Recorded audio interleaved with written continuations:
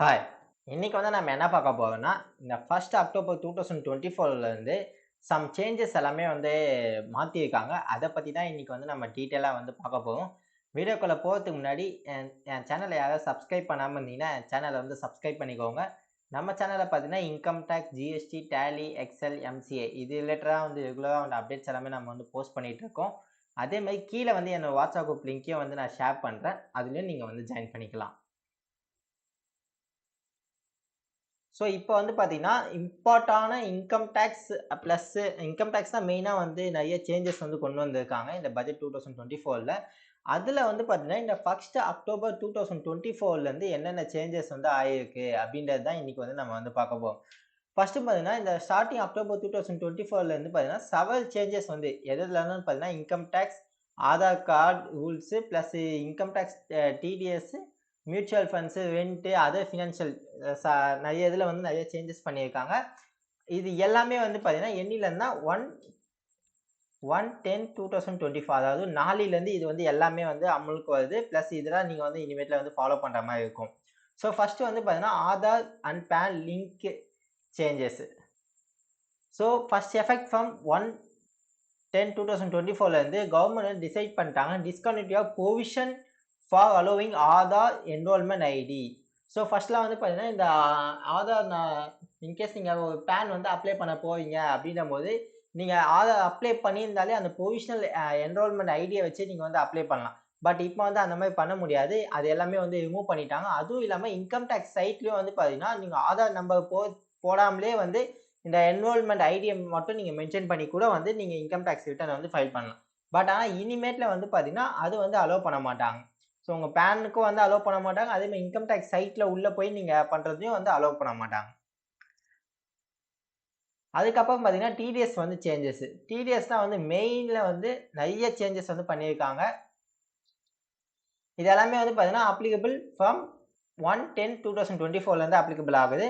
First பார்த்தீங்கன்னா, section 194டி இது பார்த்தீங்கன்னா, payment of insurance commission in the case of person other than கம்பெனிஸா இருக்கவங்களுக்கு பார்த்தீங்கன்னா, 5% டிடிஎஸ் கட் பண்ணியிருந்தாங்க முன்னாடி. ஸோ இனிமேட்ல பார்த்தீங்கன்னா, 2% தான் நீங்க கட் பண்ணணும்.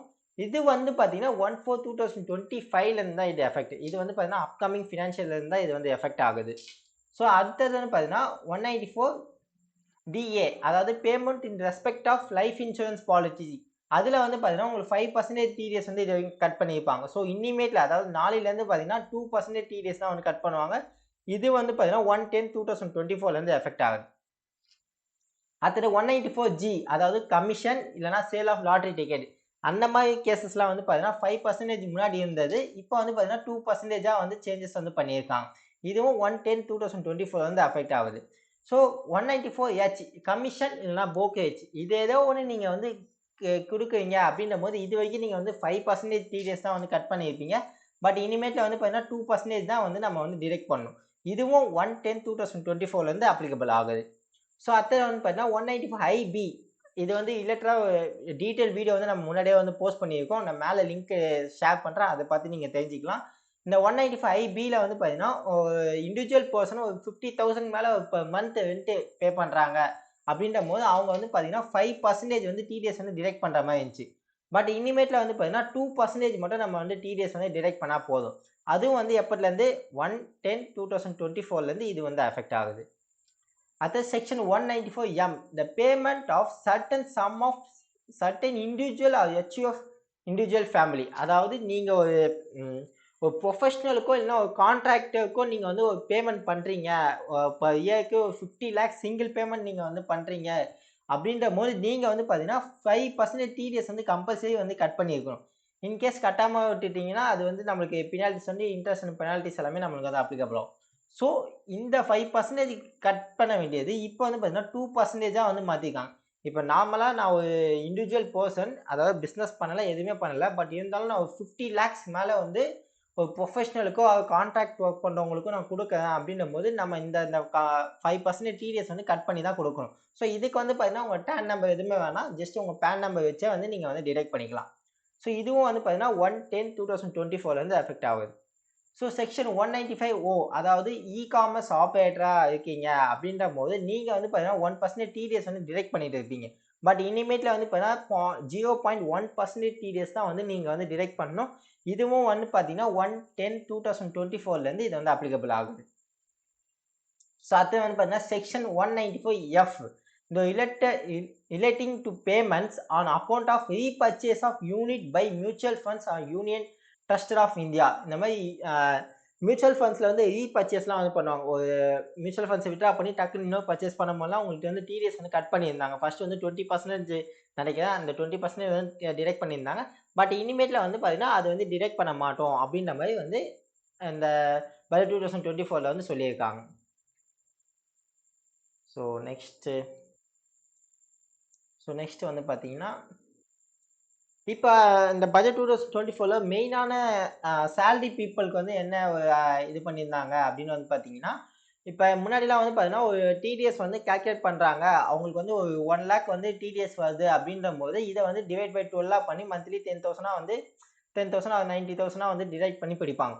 இன்கேஸ் இவங்களுக்கு வந்து பார்த்தீங்கன்னா டிசிஎஸும் வந்து அவங்க வந்து சேலரியில் வந்து சொல்லி டிரெக்ஷன்ஸில் வந்து கிளைம் பண்ணிக்கலாம் அப்படின்ற மாதிரி வந்து கொடுத்துருக்காங்க. இன்கேஸ் உங்களுக்கு நீங்கள் ஒரு 10 lakhs மேலே ஒரு வண்டி வாங்குவீங்க அப்படின்ற போது உங்களுக்கு வந்து பார்த்தீங்கன்னா டிசிஎஸ் வந்து கலெக்ட் பண்ணுவாங்க. ஸோ அந்த டைமில் வந்து பார்த்தீங்கன்னா அந்த டிசிஎஸ் சர்டிஃபிகேட்டை வந்து உங்கள் எம்ப்ளாயர் கிட்ட கொடுத்தீங்கன்னா அவங்க வந்து அதுக்கேற்ற மாதிரி வந்து டேக்ஸ் கால்குலேட் பண்ணி அதுக்கேற்ற மாதிரி வந்து உங்களுக்கு வந்து டிடிஎஸ் வந்து கட் பண்ணுவாங்க. ஸோ இப்போ வந்து பார்த்தீங்கன்னா 1,20,000 வருது டிடிஎஸ் அப்படின்னும் போது நீங்கள் ஒரு 20,000 வந்து டிசிஎஸ் இருக்குன்னா இந்த மைனஸ் பண்ணிவிட்டு உங்களுக்கு 1 lakh மேலே தான் வந்து டிடிஎஸ் வந்து கட் பண்ணிவிட்டு அதுக்கேற்ற மாதிரி மந்த்லி டிவைட் பண்ணி பிடிப்பாங்க.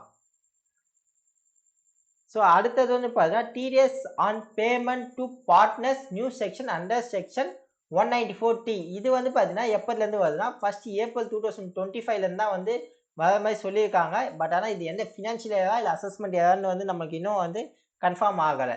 ஸோ இந்த இதில் வந்து பார்த்தீங்கன்னா ஒரு பார்ட்னருக்கு வந்து பார்த்தீங்கன்னா நீங்கள் ஒரு சேலரி இல்லைனா ரெமுனரேஷனாவோ இல்லைனா இன்ட்ரெஸ்ட் போனஸ் கமிஷன் ஏதோ ஒன்று இந்த நாளத்தில் வந்து பே பண்ணுறீங்கன்னா இப்போ இயரில் வந்து பார்த்தீங்கன்னா 20 rupees மேலே 20,000 rupees மேலே எக்ஸிஸ்ட் ஆயிடுச்சுன்னா நீங்கள் வந்து 10% டிடிஎஸ் வந்து கம்பல்சரி டிடெக்ட் பண்ணணும். இன்கேஸ் வந்து பார்த்தீங்கன்னா இதுக்கு வந்து இதில் வந்து பார்த்தீங்கன்னா மெயினாக என்ன பார்க்கணும்னா ரீஇம்பர்ஸ்மெண்ட்டுக்கு இன்கேஸ் லோனாக நீங்கள் எடுக்கிறீங்க அப்படின்ற போது அது எதுக்குமே வந்து பார்த்தீங்கன்னா டிடிஎஸ் அப்ளிகபிள் ஆகாது. Only for remuneration salary interest bonus commission. So இந்த 5க்கு மட்டும்தான் வந்து பார்த்தீங்கன்னா நீங்கள் வந்து 10% டிடிஎஸ் வந்து டிடெக்ட் பண்ண மாதிரி இருக்கும். ஸோ அட் 10% இப்போ இயருக்கு 20,000 மேலே வந்து நீங்கள் இப்போ இயருக்கு 20,000 மேலே வந்து ஒரு டிரான்சாக்ஷன் இருந்துச்சுன்னா நீங்கள் வந்து 10% டிடிஎஸ் வந்து டிடெக்ட் பண்ணணும்.